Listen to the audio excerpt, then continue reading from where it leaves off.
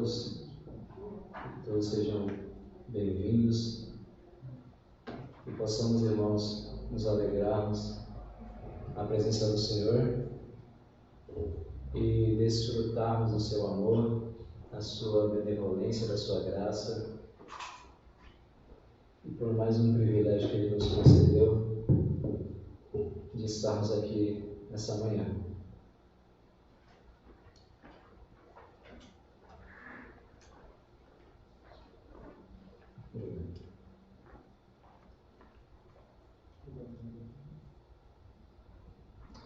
Irmãos, nessa manhã nós vamos fazer a exposição bíblica lá no Novo Testamento, no Evangelho de João. João capítulo 16 e o versículo 36.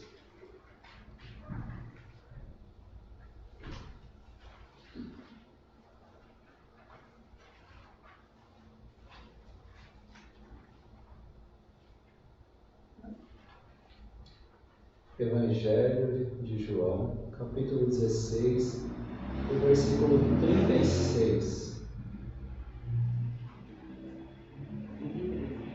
Isso, 33. Dá para ver se os irmãos estavam acordados. É brincadeira. Vamos orar, pedir para que o Senhor nos ilumine na exposição desse versículo, né? Um versículo conhecido, né? Já ouvimos aí diversas pregações nesse texto e nós ouviremos novamente. O Senhor trará novas aplicações para a nossa vida. Oremos a Deus. Nosso Deus, nosso Pai, que é santo e soberano, em nome do Teu Filho amado Jesus Cristo, Pai, nós Te louvamos e Te agradecemos por essa oportunidade que o Senhor nos concedeu, Pai. Nós lhe rogamos, Pai, em nome de Jesus, que o Senhor nos ilumine, Senhor, que o Senhor nos guie na exposição da Sua palavra, Senhor, para que o Teu povo, Senhor, a Tua igreja e também a minha humilde pessoa possam ser consoladas, exortadas e edificadas, Senhor, pela Tua mensagem, pela Tua palavra, e que a Tua palavra também possa confrontar, Senhor, o nosso coração, o nosso ego, e nos transformar, Senhor, nesta manhã, segundo o Teu propósito, segundo o Teu querer, para a Tua glória e para o Teu louvor, em nome de Jesus. Amém. Evangelho de João, capítulo 16, versículo 33.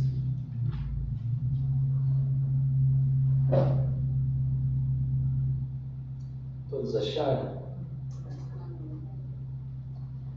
Diz assim, as palavras do Senhor Jesus Cristo, que estão registradas aqui em João 16, 33, diz assim: Eu vos preveni sobre esses acontecimentos, para que em mim tenhais paz.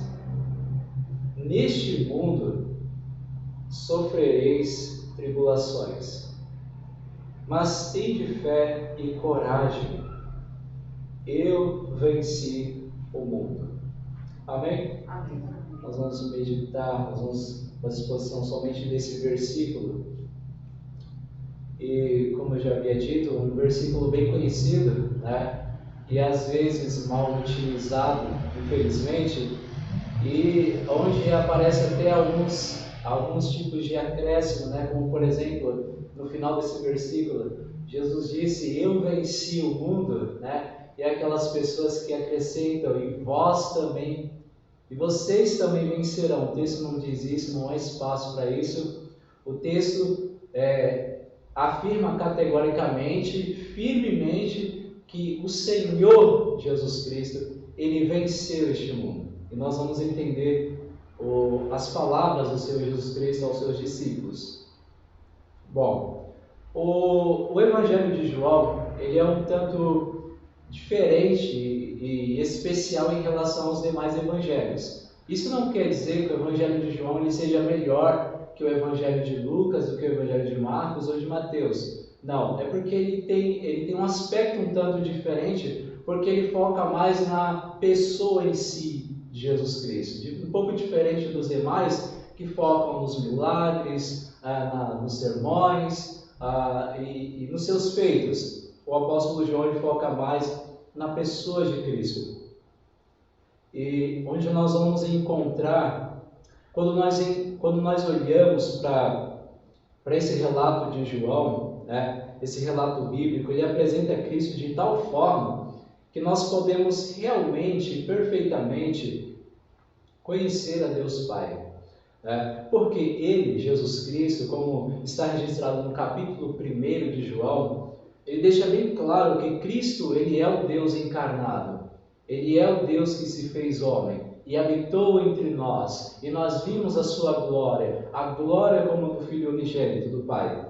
E isso é interessante que Hebreus também vai afirmar isso, vai reafirmar o que João já havia dizendo.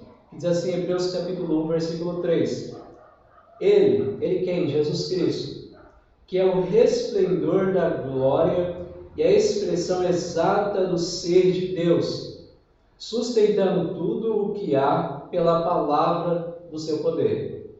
Então, quando nós olhamos para esse relato do apóstolo João, nós vemos que é Deus de alguma forma sendo revelado por meio da pessoa do seu Filho, o Deus encarnado. João ele deixa isso bem claro no seu Evangelho, que Cristo ele é o Deus encarnado, ele é o Filho de Deus. Tá? Mas nós não vamos nos apegar tanto ao que João fala, apesar de ser um conteúdo muito grande, mas para a gente poder entender esse versículo 33 do capítulo 16, nós precisamos entender o que Jesus estava conversando, o que Jesus estava tratando com os seus discípulos.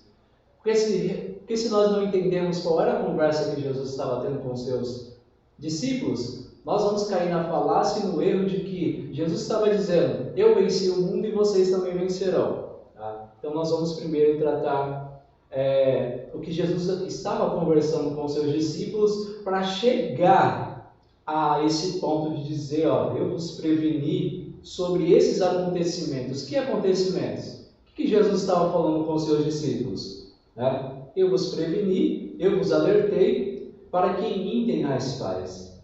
Neste mundo sofrereis tribulações, mas tende fé, eu venci o mundo. Nós vamos entender por que Jesus afirma isso categoricamente. Bom, os capítulos 13 ao capítulo 17 é uma seção única no livro de João. E essa seção ela vai tratar os últimos períodos que Jesus ele esteve aqui junto com os seus discípulos. Momento em que Jesus ele vai focar o seu ministério nos seus discípulos. Então, lá no capítulo 13 do Evangelho de João, ele é exposto para nós que Jesus ele se reúne com os seus discípulos, em uma espécie de cenáculo, uma espécie de um lugar reservado que eles haviam preparado.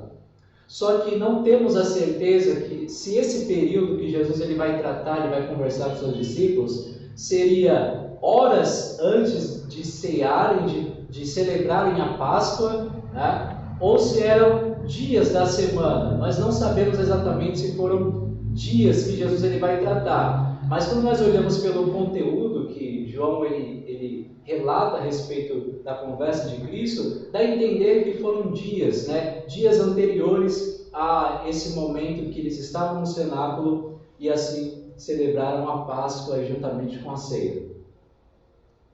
Tá? E nesse momento que Jesus está com seus discípulos, ele vai conversar com seus discípulos, ele vai focar o seu ministério, os últimos tempos, porque ele mesmo declarou, a minha hora já é chegada. Jesus tinha convicção que o seu momento, a sua hora estava chegando, e por isso ele se reúne nesses últimos momentos com os discípulos, com algumas finalidades. Ele vai discursar, vai tratar, argumentar diversos assuntos com os discípulos, e nesse discurso ele vai encorajar, fortalecer, alertar, preparar, se despedir, interceder e prometer vitória aos seus discípulos. É isso que ele vai fazer durante essa conversa. Então, para a gente poder entender o versículo 33, nós vamos voltar uns períodos antes, lá no capítulo 13 de João. Lá no capítulo 13, do versículo 1 ao versículo 17, se você quiser dar uma breve olhadinha, até mesmo na própria epígrafe do texto, você vai encontrar aí em negrito, da seguinte forma, que Jesus ele lava os pés dos discípulos, e essa foi a primeira ação de Jesus, né, nos seus últimos momentos com os seus discípulos. Tá? Isso não era algo regular que Cristo fazia em seu ministério. Cristo ele fez em um momento único e nos seus últimos momentos com os discípulos. Então, no capítulo 13, do versículo 1 ao 17, Jesus ele vai fazer algo que não estava condicionado a um rabino, a um mestre daquela época. Essa atitude, essa ação de Jesus Cristo não era uma atitude comum de um rabino daquela época. Porque essa atitude, quando Jesus ele faz isso, até Pedro fica abismado, perplexo, mas Senhor, eu que tenho que lavar os seus pés, Senhor, como tu podes lavar os meus? E para a gente poder entender, essa prática ela fazia parte daquela cultura, a qual determinava que quando um viajante, nós sabemos que as estradas daquela época, elas eram cobertas de poeira. Talvez a gente até aqui em São Paulo mesmo, eu odeio andar de sandálias, que era o caso dos judeus, eles andavam de sandálias, tá? E eu odeio andar de sandália. No final do dia, como é que está o nosso pé? Coberto de poeira, né? A gente sente a poeira debaixo dos pés, né? O chinelo coberto de poeira, por isso que eu odeio, eu não gosto de andar de sandália. E naquela época não era muito diferente, até mesmo era pior, as estradas eram cobertas de terras, de areia, e quando um viajante ele entrasse numa determinada casa como convidado, né, tá? Não era de paraquedas, o anfitrião, né, o dono da casa, né, por assim dizer, o sacerdote da casa, ele tomava as medidas necessárias, as providências para lavar os pés desse viajante, né? Ou mais precisamente desse peregrino que estava em uma jornada, né? E foi convidado por alguém e diz: vem até a minha casa. E esse anfitrião, o dono dessa casa, ele tomava as medidas necessárias para que os pés desse viajante fossem lavados. E essa tarefa que aos olhos dos judeus era desagradável, né, ela era geralmente delegada a um criado mais humilde da casa, ou seja, mais de posição inferior da casa. E quando Jesus ele faz isso, ele deixa os discípulos inquietos, perplexos com essa atitude que não era adequada a um rabino. Não era adequado a um rabino, mas Jesus ele tem propósitos e tem ensinamentos por trás dessa atitude. E quando nós olhamos, nós vemos que é um ato incompreensível até aquele momento, porque Jesus disse: o que eu faço agora, vocês não entendem, vocês não vão entender, mas vocês vão entender. Vai chegar um tempo que vocês vão entender. Jesus ele diz isso a Pedro e aos demais discípulos. E nós vamos depois tirar proveito disso. O que Jesus estava querendo tratar com os seus discípulos ao lavar os seus pés, né? É claro que Jesus não estava dizendo que, como era uma prática que era feita pelo criado mais humilde da casa, Jesus ele não estava transmitindo a ideia de que ele, né, é o menor no reino dos céus. Ele não estava dizendo isso, né? Jesus estava transmitindo humildade aos seus discípulos, até mesmo porque ele era o mestre, ele era o rabino, e ele que havia escolhido os seus discípulos Mas Jesus não estava dizendo que era o menor no reino dos céus. Muito pelo contrário. Ele é o anfitrião do reino dos céus. Ele é o dono da casa. Ele é o dono do reino que o Pai lhe deu. E o interessante é que ele passa a seguinte mensagem: vocês são viajantes e peregrinos neste mundo. E os seus pés estão cobertos de poeira, e eles precisam ser lavados. Era essa a mensagem que Jesus estava transmitindo aos seus discípulos. Vocês não são deste mundo. Vocês estão como viajantes. E eu, como anfitrião, vos convidei para que entrasse em minha casa, ou seja, em meu reino. E eu tomo as medidas necessárias para lavar os vossos pés. Isso é interessante, irmãos, porque enquanto nós estivermos nessa jornada terrena, enquanto nós estivermos aqui vivendo como peregrinos, os nossos pés ainda ficam cobertos de poeira e eles precisam ser lavados dia após dia. No mesmo capítulo 13, do versículo 18 ao 30, Jesus ele revela algo que deixa os discípulos ainda mais agoniados e perplexos, que é quando ele diz que há um traidor entre os 12 naquele colegiado apostólico. Havia um traidor, e isso trouxe muita inquietação aos discípulos, muita aflição, muita perturbação. No versículo 13 ainda, do capítulo 13, do versículo 31 ao 35, Jesus ele vai exortar os seus discípulos ao amor fraternal, que era o testemunho distintivo vivo do verdadeiro cristianismo. Isso precisava ficar evidente entre os discípulos do Senhor Jesus Cristo. E no capítulo 13 ainda, do versículo 36 ao 38, Jesus ele vai deixar os discípulos ainda mais perplexos quando ele diz a Pedro que Pedro iria negá-lo. Cristo expõe, revela essa mentira, esse equívoco, esse engano, hipocrisia que havia em Pedro, assim como em nós também.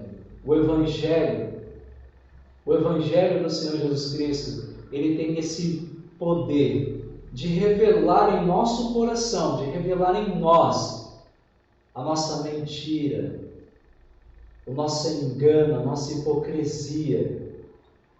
Porque Pedro afirma categoricamente: Senhor, se necessário for morrer por ti. Isso não é diferente de nós. Quantas vezes, principalmente no final do ano, nós fazemos diversas promessas, não é mesmo? Ano que vem eu vou fazer isso para o Senhor. Eu vou me dedicar mais. Eu vou me doar mais. Irmãos, nós não nos conhecemos. Nós não conhecemos a nossa estrutura e, por incrível que pareça, nós não conhecemos o nosso coração enganoso. E não podemos fazer promessas deste tipo. Nós temos que seguir a orientação bíblica. Se o Senhor quiser, se o Senhor me der forças, eu vou fazer isso, eu vou fazer aquilo, eu vou me dedicar a isso. Mas se o Senhor quiser, se o Senhor me der forças, caso contrário, você não vai fazer nada, você não vai falar nada, você não vai se dedicar a nada, porque o nosso coração ele é enganoso. E no capítulo 14, Jesus ele vai mencionar, fazer algumas exortações, promessas e bênçãos. Jesus ele vai falar da morada celestial, desses discípulos que nós bem conhecemos, quando Jesus diz: não se turbe o vosso coração, mas crede em mim, crede em meu Pai, crede que eu vou vos preparar lugar. Jesus ele fala dessa morada celestial. Jesus ele fala que os seus discípulos conhecem o Pai e o mundo não conhece. Jesus fala do privilégio de orar. Jesus diz sobre a obra eficaz do Espírito.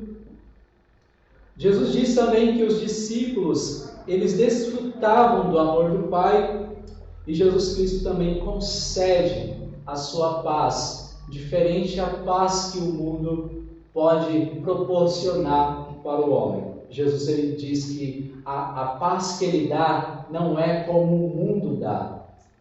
A paz de Cristo, ela é muito excedente à paz que este mundo possa oferecer para qualquer um de nós. E no capítulo 15, Jesus ele vai falar que os seus discípulos, eles eram ramos, ele era a videira, Jesus ele era a videira, e os seus discípulos eram os ramos, os galhos, e o seu Pai, o nosso Deus, ele é o lavrador, ele é aquele que poda, que cuida. E Jesus ele transmite a segunda mensagem, mostrando a soberania, o cuidado de Deus, mas também mostrando e revelando a responsabilidade do homem. Jesus disse: meu Pai é quem cuida, é quem poda, mas vocês têm a responsabilidade de produzir frutos, porque aquele que não produz será cortado, será lançado no fogo. E o galho em si, sozinho, fora da árvore, ele não produz nada, E Jesus ele transmite essa mensagem. Deus ele é soberano. Deus ele é sábio naquilo que ele faz. E nós podemos confiar nele. Mas existe a responsabilidade, a nossa responsabilidade em obedecer a Cristo, em obedecer a sua mensagem. E no capítulo 16, do versículo 5 ao 15, Jesus ele vai mencionar a eficaz obra do Espírito. Jesus ele deixa bem claro que nós deveríamos ser cheios, deveríamos ser guiados pelo Espírito de Deus, o Espírito da verdade, pois ele é o nosso principal condutor neste mundo. Ele é o nosso principal condutor. Ele é que vai nos iluminar acerca das Escrituras. É Ele quem nos fará lembrar de tudo aquilo que Cristo disse aos seus discípulos. É Ele que vai tornar real a obra redentora do Senhor Jesus Cristo. Caso contrário, sem o Espírito, sem a iluminação do Espírito, você vai olhar para a cruz e não vai sentir nada por ela. Mas somente pelo Espírito nós vamos entender o valor real das palavras, dos ensinamentos da obra de Cristo. E no capítulo 16, ainda até o capítulo 16, versículo 16, até o 33, onde nós lemos, Jesus ele vai transmitir segurança aos seus discípulos, mesmo eles vivendo em um mundo de sofrimento e de muitas dificuldades. Jesus ele vai transmitir essa segurança aos seus discípulos. Bom, falamos um pouco do que Jesus estava tratando aqui. Agora vamos à categórica afirmação do Senhor Jesus Cristo no versículo 33, onde nós já lemos. Primeiro nós entendemos, nas primeiras partes, Jesus diz assim: eu vos preveni, ou eu vos alertei, eu vos adverti. Jesus, ele alerta os seus discípulos quanto à realidade do mundo, da vida cristã, do Evangelho e de sua árdua peregrinação. Jesus, ele alerta os seus discípulos sobre essa realidade que muitas vezes ela é camuflada em nosso meio, ela é escondida, ela é oculta. Os pregadores, os pastores ocultem isso da igreja, da realidade deste mundo que é um mundo de sofrimento, que é um mundo de dor. E o pior, a nossa peregrinação, a nossa caminhada, a nossa jornada cristã, ela é árdua, ela é sofrida, ela é dolorosa. E Jesus deixa bem claro: eu vos preveni, eu vos alertei. Eu vos alertei. Então Jesus, mesmo dizendo, mostrando essa realidade, e que isso fica bem claro a nós quando nós olhamos para o Evangelho, de que o mundo não é colorido como nós achamos, o mundo não é aquilo que nós dizemos, um mar de rosas. O mundo não é isso.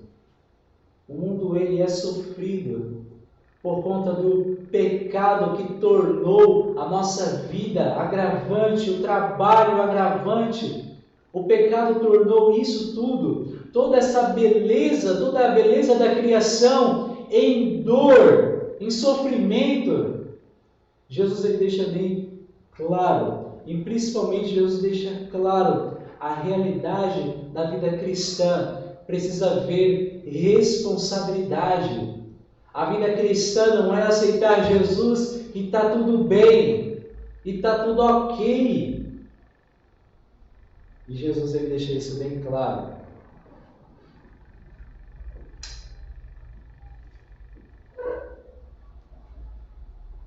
Eu vos preveni sobre esses acontecimentos, e Jesus vai transmitir paz. Eu vos transmiti com que propósito? Para que em mim tenhais paz. E Jesus, ele vai usar um termo, neste mundo, há um indicativo da peregrinação que nós já falamos, da longa jornada do cristão neste mundo, em sua caminhada com Deus. Neste mundo, nessa caminhada, Jesus, ele faz referência a isso. Neste mundo, olha o que vai acontecer com vocês. Vocês vão sofrer tribulações. Tribulações aqui no grego original significa aflição, opressão e também adversidade. Adversidades da vida. Algumas traduções trazem, aflições, ele está errado, é a mesma coisa. Aqui a gente usa a tribulação, que é para descrever toda a adversidade que uma pessoa, um crente pode passar. Jesus deixa isso bem claro: neste mundo, vocês sofrerão tribulações. E aí Jesus, ele encoraja, ele fortalece os seus discípulos para que confiem e perseverem até o fim, dizendo: mas tenham fé e coragem. Em algumas traduções, também não está errado, ele diz: tem de bom ânimo. Ânimo, nesses textos, não é aquele ânimo de segunda que a gente não tem segunda-feira, Você na terça, na quarta, segunda-feira é impossível, quase impossível, Mas não é aquele ânimo que você acordou bem com o pé direito, glória, mas tem dia que você acorda e você não quer nem saber de Deus, quer nem dar bom dia, nem ver a cara de ninguém. Não é esse ânimo, esse ânimo emocional que a Bíblia está tratando, mas está tratando de fé, de coragem, convicção. Jesus diz: mas tende fé e coragem, eu venci o mundo. É isso que Jesus, ele conforta os seus discípulos. Tenham fé, tenham coragem, permaneçam até o fim, porque eu, o vosso mestre, eu venci o mundo. Eu venci o mundo. E nós vamos tratar esse último ponto em que Jesus declara: eu venci o mundo. Ele venceu o mundo. O apóstolo João, ele é um dos escritores do Novo Testamento que mais faz uso da palavra mundo, Só que ele faz uso com diferentes conotações, diferentes significados, Nem sempre, quando ele usa a palavra mundo, ele está se falando de pessoas. Nem sempre, quando ele usa a palavra mundo, ele está falando de da criação, né? Então, nós precisamos enxergar a palavra mundo de acordo com o contexto, de acordo com aquilo que ele está tratando. E não é mundo pessoas, não é o mundo criado. Jesus, ele não venceu pessoas. Ele não venceu pessoas. Cristo, ele não venceu a criação que ele mesmo criou. O problema não está na criação. Mas nós vamos ver o que Cristo, ele realmente venceu. O apóstolo João está basicamente se referindo aqui, nesse versículo, como nós já havíamos dito, não mundo, pessoas ou mundo criado, mas sim a poderes e governos, valores e princípios morais de um mundo com princípios morais equivocados, corrompidos por um sistema cego, embrutecido, desobediente, injusto e que tem como finalidade suprema eliminar Deus e o seu governo. É isso que Cristo venceu. Ele venceu os poderes das trevas. Ele venceu o poder do pecado que reinava sobre este mundo. Cristo Jesus, o nosso Senhor, ele venceu por nós aquilo que nós éramos incapazes, impotentes de vencer. Ele venceu por nós. Cristo, ele venceu, ele triunfou sobre o pecado, sobre o sofrimento, em cima das adversidades da vida. Ele despedaçou os sistemas mundanos. Nós vimos aí Jesus, quando ele trata com os fariseus, com governantes, com Pilatos, e ele triunfou até mesmo sobre a morte. Só que o problema é, Jesus ele venceu tudo isso. Se Jesus ele venceu o pecado, por que temos que lutar contra o pecado? Se Cristo venceu. Irmãos, a orientação bíblica a despeito do crente em relação ao pecado é: fuja da aparência do mal. E é aquelas pessoas que insistem em enfrentar os seus pecados. Não, eu vou conseguir vencer. Não, eu vou conseguir me libertar. Você não vai conseguir nada. Você não vai conseguir nada. A Bíblia diz: fuja da aparência do mal. Fuja do pecado. O conselho é: fuja, corra, esquive-se. Mantenha-se longe. Essa é a orientação bíblica. Diferente de alguns sistemas que dizem: irmão, vai para cima, enfrenta o inimigo. Espera aí, irmãos, a orientação bíblica é: fuja. Fuja. Fuja.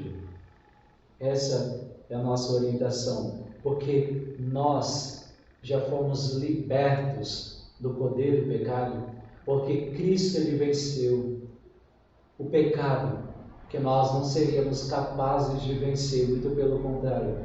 Nós amávamos o pecado, amávamos as trevas, amávamos, estávamos mergulhados. Mas Cristo, ele venceu isso por nós. Ele triunfou sobre o pecado. Ele venceu o sofrimento. Mas por que eu sofro? Por que eu passo por tanto sofrimento? Talvez seja uma das formas de Deus nos lembrar de que nós não somos deste mundo. Isso é um dos propósitos. Talvez tenha mais propósitos, mas isso seja um propósito específico de Deus, nos lembrar de que nós não somos deste mundo. Então Deus ele usa o sofrimento Ele nos condiciona ao sofrimento para que nós possamos, para que a gente possa se assemelhar ao nosso Senhor. E eu não estou dizendo sofrer por causa do pecado, sofrer por causa de alguma consequência ou escolha do passado. Eu estou falando de sofrer por ser justo, por ser honesto, por ser cristão, por estar em Cristo. E o Senhor, Ele nos submete a esse sofrimento como disciplina de um Pai amoroso. Como disciplina. Como disciplina. Cristo, Ele venceu por nós o que nós não tínhamos poder e capacidade de vencer. Colossenses 2, verso 15 diz assim: E, despojando as autoridades e poderes malignos, fez deles um espetáculo público, triunfando sobre eles, sobre todos eles, na cruz. Cristo triunfou sobre eles na cruz. E quando todos que estavam ali achavam que a despeito de sua morte, Cristo era um mentiroso, estava enganado, havia sido derrotado, Cristo ele mostra que todos eles estavam enganados ao ressuscitar dos mortos. E Ele ressuscitou para a nossa plena justificação. E é por isso, irmãos, e é por isso que nós podemos olhar para Romanos com muita alegria. Olha o que diz o texto em Romanos 8, 35 ao 37. Nós podemos dizer e olhar isso com muita alegria. Quem nos separará do amor de Cristo? Será a tribulação, a ansiedade, ou a perseguição, ou a fome, ou a nudez, ou o perigo, ou até mesmo a espada? Como está escrito: por amor de ti somos entregues à morte todos os dias. Fomos considerados como ovelhas para o matadouro. Contudo, em todas essas coisas, em todo esse sofrimento, em toda essa angústia, somos mais do que vencedores, por meio daquele que nos amou. Então não pense que por despeito ao seu sofrimento, à sua angústia, às suas pelejas, às suas lágrimas, você é um derrotado. Em Cristo nós somos mais do que vencedores, porque Ele venceu e nele nós somos mais do que vencedores. Agora, para nós terminarmos, nós vamos, e aí que eu gostaria de deixar bem claro, nós somos vencedores por causa daquele que nos amou e que venceu esses poderes em nosso lugar. É por isso que nós somos vencedores. É por isso que não há como acrescentar aqui nas Escrituras: eu venci o mundo e vocês também vencerão. Irmão, isso é ironia. Como é que eu vou vencer algo que já está vencido? Que está vencido. Algumas aplicações para a nossa vida, a gente poder terminar. Nessa vida, irmãos, infelizmente, mas isso é do agrado do nosso Deus, nessa vida, nessa caminhada terrena, nem sempre entenderemos os propósitos de Deus e o que Ele faz. Nem sempre. Mas, conforme as admoestações do Senhor Jesus Cristo, fica bem claro que vai chegar um dia glorioso, em que certamente nós entenderemos e nós nos regozijaremos no Senhor. Jesus deixa bem claro. Há momentos específicos na nossa vida que nós não entendemos. Há perdas, prejuízos, frustrações que nós de fato não entendemos, não temos o controle. Ainda bem, dou graças a Deus que nós não temos o controle. mas chegará um dia que nós nos regozijaremos no Senhor. Nós olharemos para Ele com um grande júbilo e dizer assim: o Senhor sabia mesmo o que estava fazendo. O Senhor sabia mesmo. Outra aplicação, irmãos: os nossos sofrimentos, as nossas adversidades, o pecado, inclusive a morte, né, foram todos vencidos na cruz do Calvário. Portanto, nenhum desses poderes, o pecado e a morte, vou falar sobre isso, nenhum desses poderes, eles podem nos destruir. Nenhum deles pode nos destruir. Nem o pecado, nem o sofrimento, nem a angústia. E até mesmo a morte não pode nos destruir. E nós deveríamos olhar para todos esses poderes com uma outra visão, a visão de Cristo, a ótica de Cristo. Quando nós falamos que Cristo ele venceu a morte, nós estamos dizendo que nós não vamos passar para a morte, nós não vamos passar pela morte, nós não vamos ser afetados, prejudicados pela morte. Mas a morte, nós precisamos olhar para ela como um fio condutor, como uma ponte para a eternidade. A morte ela não tem mais poder de nos destruir, de nos separar de Deus. A morte será apenas uma ponte que nos leva à eternidade, a nos encontrarmos com o nosso Deus. Então nenhum desses poderes podem nos destruir. A despeito, irmãos, de humildade, nós vimos Jesus ele expressando humildade aos seus discípulos. E as pessoas hoje elas têm uma ideia equivocada, uma ideia enganosa de humildade. Né? Humildade para algumas pessoas é ficar no cantinho dela, não mexa comigo, eu estou aqui, eu não quero falar, eu não quero aparecer. Há alguns aspectos assim que fazem parte da humildade, mas isso não representa humildade em si. Sabe por quê? Essas mesmas pessoas que querem ficar sozinhas, isoladas no seu cantinho, não mexa comigo, não fale comigo, não toque em mim, são aquelas pessoas que se você pisar no calo dela, você vai comer o pão que o diabo amassou. Literalmente. Então, humildade não tem a ver com ficar caladinho, ficar quietinho, estou no meu cantinho. Humildade vai muito mais além e a despeito daquilo que Cristo nos ensinou. Que nós devemos servir uns aos outros, nos doar uns pelos outros.